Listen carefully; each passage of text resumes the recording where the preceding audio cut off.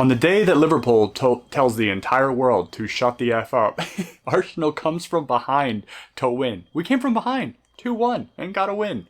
That rarely happens. It's a weird day in the Prem. Let's get into it.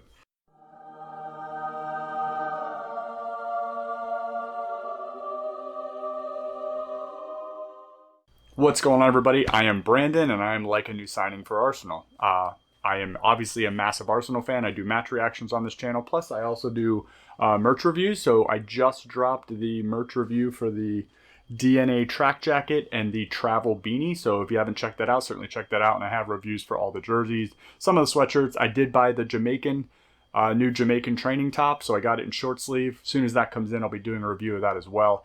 I normally only get long sleeve, but I had to get short sleeve because it's Jamaican and it makes sense. So just a heads up there. Keep an eye out on the channel for those reviews if you're looking into any of the merch that's dropped. I'm literally spending money every week. But anyway, big takeaways from this game. How are we going to play when we have to switch up the first 11? We've been talking about depth.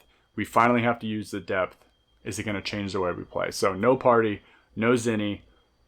I was honestly more concerned about the Zinchenko substitute because Tierney's so opposite. Obviously way more defensive, more defensively strong, but does not have the passing ability or the ability on the ball the way we've been using Zinchenko. Zinchenko's been crazy creative for that left side as well. So I was very interested to see what that looked like and if we could play the same way. Elneny and Partey, they're definitely not the same player. Party's definitely above Elneny, but I feel like we're not as reliant on that position this year. The way we use that position, it's kind of a pass-through. It's not so much a shield anymore because of the way we press higher up the field and then bring Ben White in. So I wasn't too concerned that. I didn't think during the 90 minutes ever where I was like, oh, Elneny's really playing Elneny has changed the way we've played. I did think that a couple times on Tierney. There was a set piece in the first half where we played it over Tierney, and I think he was trying to play like a lob ball to I think it was to Martinelli. And at that moment, I thought Zinchenko would have made that pass, and I know it was drawn up probably for Zinchenko. It didn't come off. So first half, we were just dominant, 70-something possession. We were in their half almost the entire time. They didn't have a whole lot going forward. We in the past we've struggled with teams, with forwards like Mitrovic, Andy Carroll, all that kind of stuff. And it felt like, if they don't have the ball, obviously that's the best way. They couldn't get crosses into him. He didn't really have the ball. So, couple things from the first half.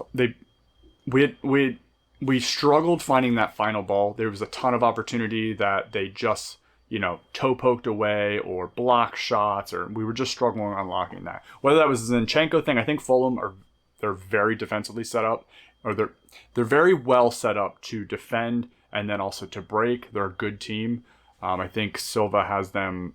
They play well. They were very solid. They were hard to break down, and you could tell that. But I still think our pressing game and our keeping the ball in their half and keeping it away from I think that plan didn't really change, and it didn't look that different even with Tierney and Elneny. And so I was really impressed with that. I thought we were really strong in the first half. Just couldn't find anything to unlock them. A couple highlights. I thought Ramsdale blasting a drop kick against Mitrovic in the first half. I mean, he was single-handedly trying to get him out of the game by accidentally crushing the ball into his face.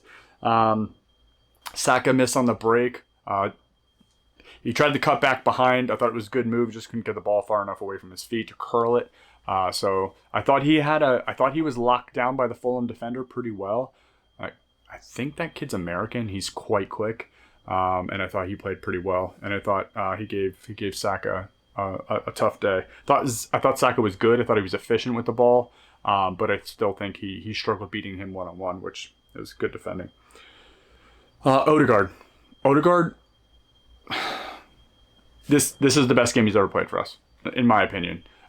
He was unreal. His short passing, his trickery, his long passing today was so amazing. Carrying the ball, finding pockets. Everything good came through Odegard today, and he was absolutely majestic. Loved watching him play, and I thought this game was a super breakout game for him.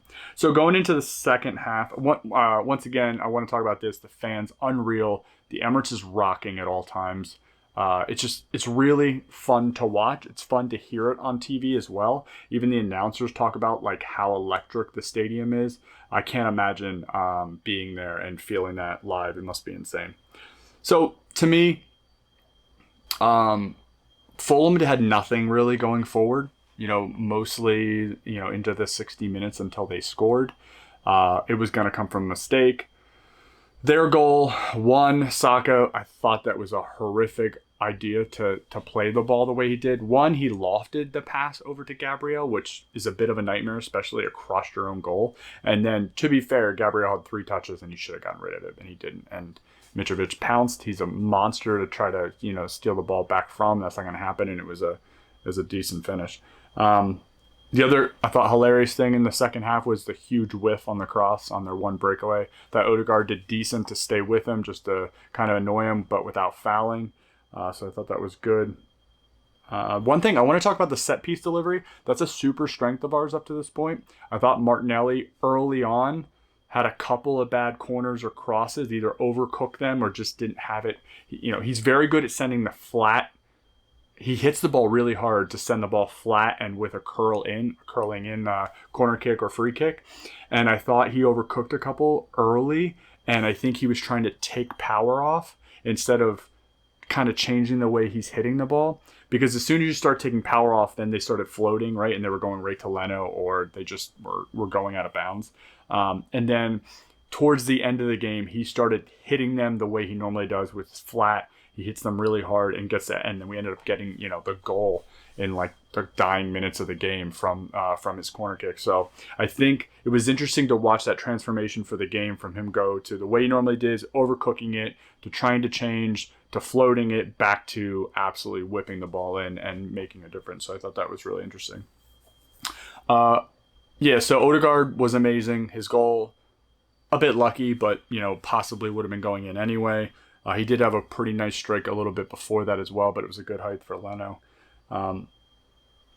Once they scored, what I thought was really interesting was the switch of the formation to the 3-5-2. We saw it in preseason, but I would say it was pretty unsuccessful in preseason, so I was a bit worried to see.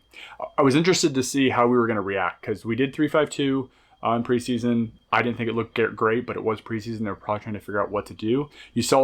I thought we managed it well to switch over. There was a couple times when Xhaka was trying to sort out who's supposed to be getting to the ball so they don't cross in. Obviously, that's one of their main attacking threats is crossing the ball to Mitrovic. So you could see them kind of sorting that out. But I thought it was really interesting, and I think it's amazing to see how quickly the players can go from one formation to another and change the outcome of the game simply because they can play in multiple formations because they're playing with their head. Was really impressed by that.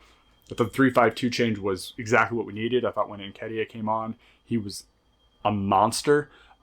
He's so direct. He's so much better with his back to goal. He doesn't mind bodying up against defenders. Either does Jesus. In both of them, we have extremely physical strikers that have speed, pace, trickery, and they never stand still. So seeing Nketiah come on at 60 minutes, I couldn't imagine being a central defender and being like, okay, now I got another problem. And Nketiah, I thought, was bright. Thought he looked really hungry. I think all the subs looked pretty hungry. I thought Tomiyasu looked really hungry when he came on. Got right into it. Got stuck in really quick.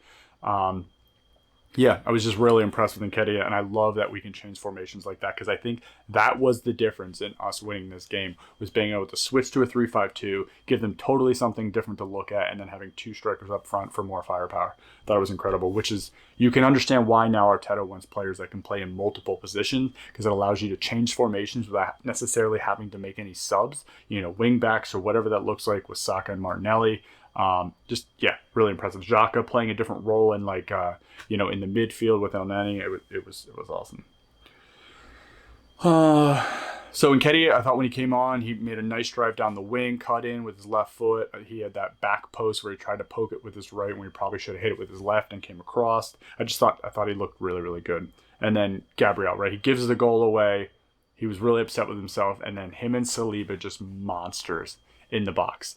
And it was the right delivery. Gabriel's just a beast inside the box on corners. I mean, how many goals does he have at this point? I thought it was really good. And the celebration I loved, right? Saliba, jacked, Gabriel's obviously jacked. Zinchenko coming out of where the hell was he, jumping onto the crowd, like, or onto the players celebrating. I mean, it's so great to see how excited and how hungry these players are to win. Like, the 3 points mean so much.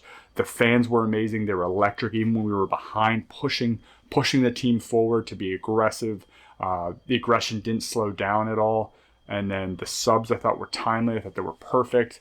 I thought the defense played well. You know, thinking through the team, I thought everybody played reasonably well. I don't think anybody had a real, even with Gabriel having a stinker in the sense of like that one play, the rest of the game he played really well. He was playing the ball forward. I thought his ball between the lines was really great. Saliba was strong, confident. Ben White, can't think of anything he did majorly wrong. I thought Tierney was pretty decent, just different, right? But he was pretty good. I thought Xhaka had a reasonable game as well. Like I said, nothing jumped out at me. Odegard was a 10, 12 out of 10. He was incredible. And then I thought the front three were good. I thought Jesus may not have sparkled today, but he was everywhere. He was involved in a ton. He was bodying up against the defenders. I thought he gave Tosin a horrid time. So yeah, I was just really proud of the team, really proud of the fans. Love that they played Tequila at the end. I love that the NBC coverage stayed with it, so we could hear a couple Salibas through 60,000 people. Just really incredible. Great win. We finally came from behind. I'm sick and tired of hearing all these commentators and people who are talking about football from other teams and things like that, just talking about how we haven't beat anyone.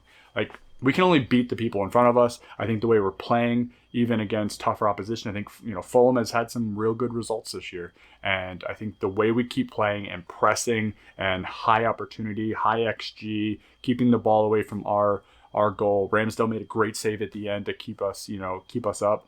It just, the team's really solidified. The subs are really strong coming off the bench, and we have ways to hurt teams either with our subs or with formational changes that everyone knows what they're supposed to do, even if we have to switch things up. Not every team's going to be able to do that and unlock teams the way we did today. So really impressive. Really pumped. Midweek game this week. A merch review of the Jamaican shirt coming up. It's going to be a great week. So I will see you guys in the middle of the week, and then obviously at the weekend as well. But yeah, another great win. Still top of the table. Still 100% record. And I think there's only 3 or 4 teams that were going into this weekend that were still like that, with PSG, Real Madrid, Bayern, I think. I'm not sure. But yeah, amazing. Great win. And I'll catch you on the next video. See ya.